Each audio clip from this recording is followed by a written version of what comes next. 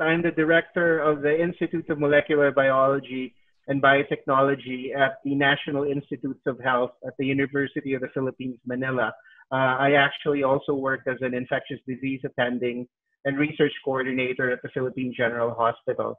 I was asked to advise the government response, so I'm part of a group called the Technical Advisory Group to the Department of Health, which then directly advises the Interagency Task Force for Emerging Infectious Diseases, which is basically the policy-making body for the COVID response.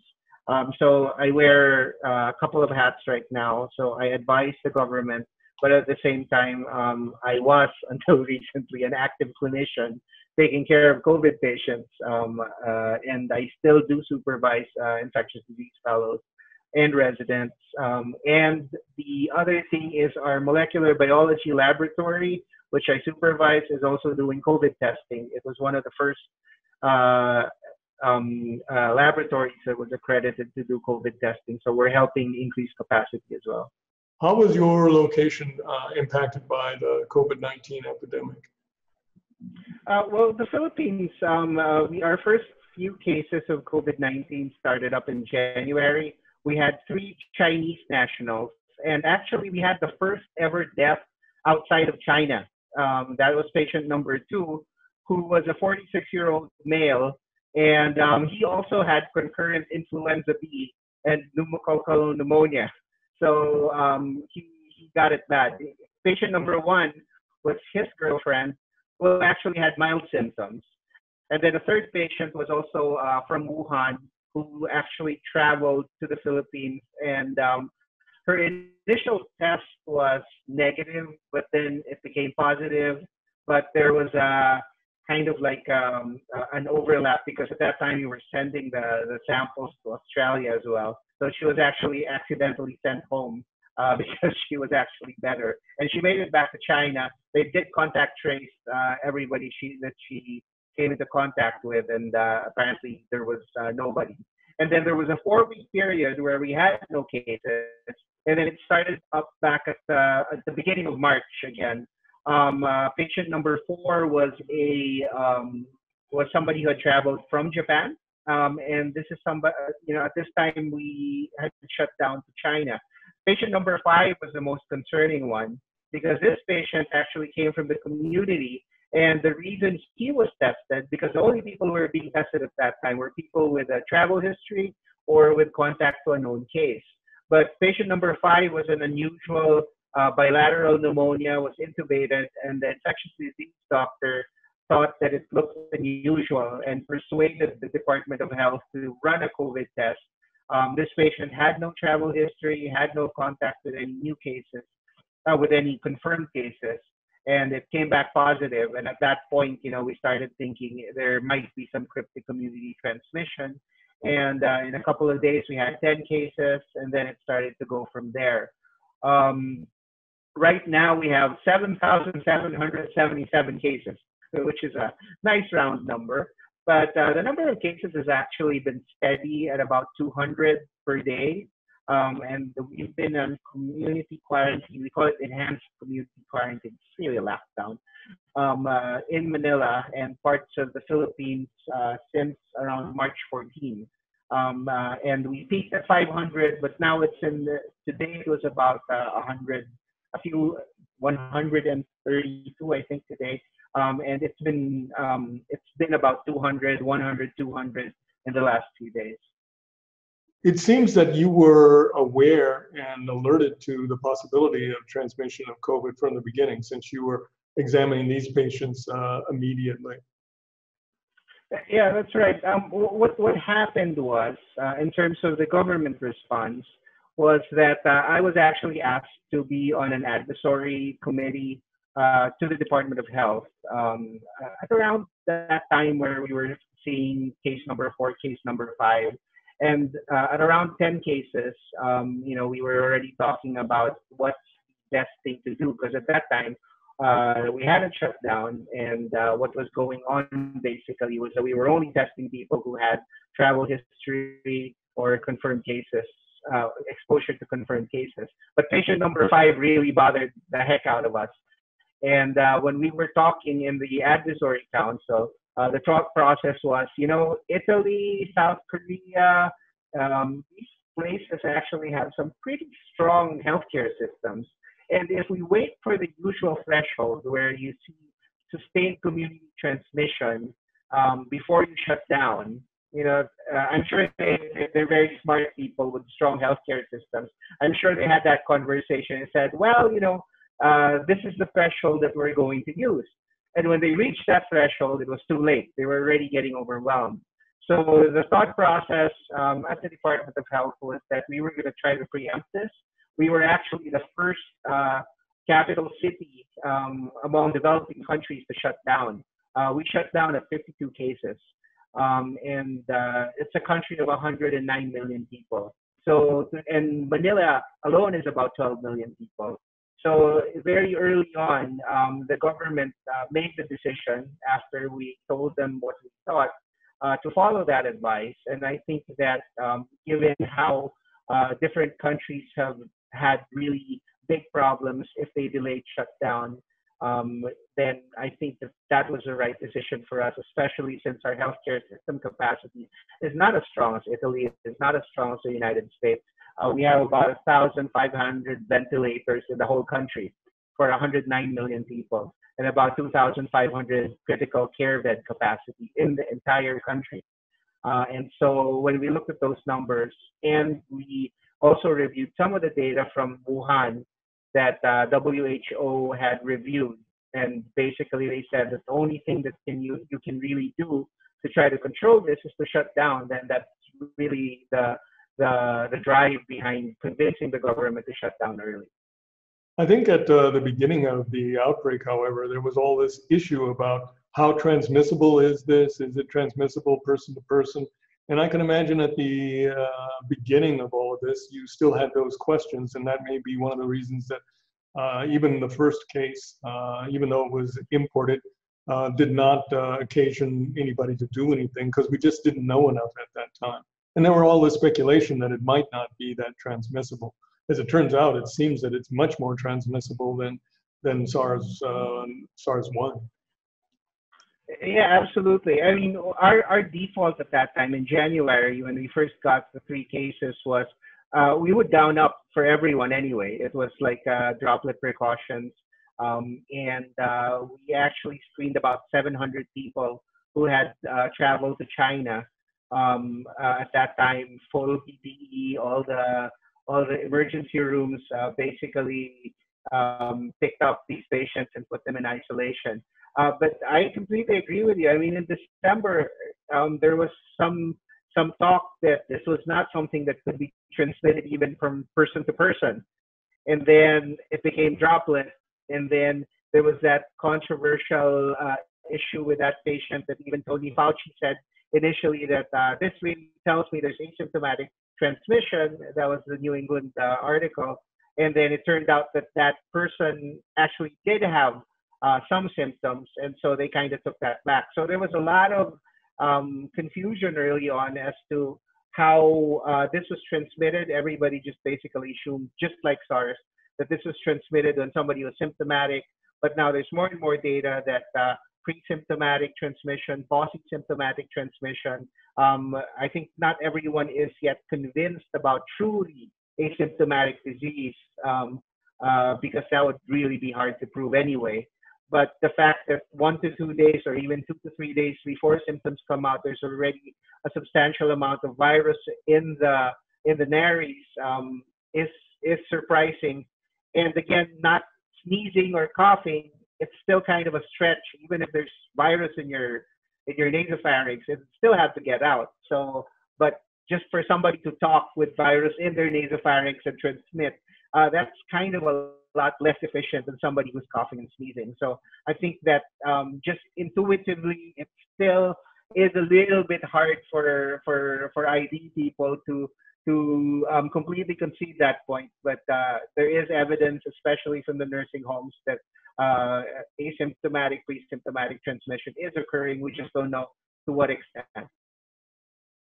What has been the impact on the population in terms of, one, is there a sense of apprehension among the common person, as well as for the healthcare establishment?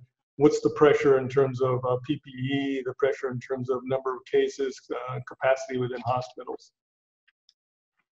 Yeah, I think we shut down just in time because at the time that we shut down, where we had about 52 cases, the hospital capacities were starting to really be taxed, and even our PPE initially we had some shortages, but the Department of Health was able to procure more. More equipment, and we were able to catch up. So we're full right now, but we're not completely overwhelmed. If you look at that segment in terms of the doubling time, we were actually hitting about a 3-day doubling time before we shut down. And then in the period after we shut down, given the 2 weeks incubation period, that doubling time has actually started to stretch. So from April 1 to about April 20, it took that long to double those cases. And that's the effect of the enhanced community quarantine. For the complete curve, though, if we count from March, our doubling time is still around 4 to 5 days right now, but it's much better than a 3-day doubling time. But in terms of the population, it's really been an issue because, of course, we're still a developing country. There's a lot of subsistence. People who are employed in the informal sector don't have a steady office job and really are hand to mouth in terms of their food. The government's been really putting a lot of money into feeding people in place, but resources are finite. So at some point, we're really going to have to try to relax this. The essential services are working, so people in food industry and health are able to work. And right now, I think that we're able to control the disease. I just don't know how fast it's gonna go back up when we start relaxing. Do you know what the plans are for relaxing those restrictions? Well, right now what they've done is we've tried to characterize different regions in terms of risk, in terms of the doubling time, and also their critical care bed capacity. Philippines is 7,100 islands, so the nice thing about it is that they're kind of geographically quarantined, at least some of the islands. But Manila is really the biggest, and it's on the island of Luzon, which also has a lot of land mass. So for NCR, the National Capital Region, and the whole island of Luzon, from March 14 until April 30, the whole island, the main island of Luzon, is actually under lockdown. But after April 30, some areas of Luzon will actually have a step down. But because National Capital Region, which includes Metro Manila, still has most of the cases, Metro Manila, NCR will remain under enhanced community quarantine at least until May 15. There's a couple of other major islands, Cebu and Davao in Mindanao, that will remain locked down at least until May 15. But again, the parameters for these are the doubling time, the case doubling time, as well as capacity to have a surge for the hospitals to handle any kind of surge. And this is always being looked at by a whole bunch of public health people. I'm on the task force to look at how appropriate these step downs are. How are case numbers determined, and what are you using? Are you using the WHO kit, or did the Philippines develop their own assay? Yeah, so initially we were using WHO approved kits. These were some Chinese kits and some Singapore kits, I think. We actually do have a local validated kit as well, which is a multiplex kit made by one of my colleagues at the University of the Philippines, NIH. So those are being used. And there are all these rapid tests that came out, but none of them are properly validated yet. But the private sector seems to be hell bent on using them. So we just basically told them caution. Just like in the United States, where there was FDA emergency use authorization, there's about 14 kits that have been authorized that way. But us in the government who are making some of those guidelines, we really urge caution because especially if you use it in an inappropriate population like symptomatics who haven't been symptomatic that long, you will get a false negative with your antibody. And also using it in a low prevalence population, if the prevalence was less than 5%, and you used something that had less than 96% specificity, half of your positives are going to be false positives. So we've been trying to get them to do that, but you can imagine also that the private sector is very eager to find some way to get people back to work. And now WHO says the IgG is not an immunity certificate, which it never was really meant to be that. But now they also said that there might not be immunity to these. And so that plan of the private sector is kind of a little bit into shambles. But what we're really trying to tell them is, you can start back up as long as you do the social distancing, everyone wears a mask.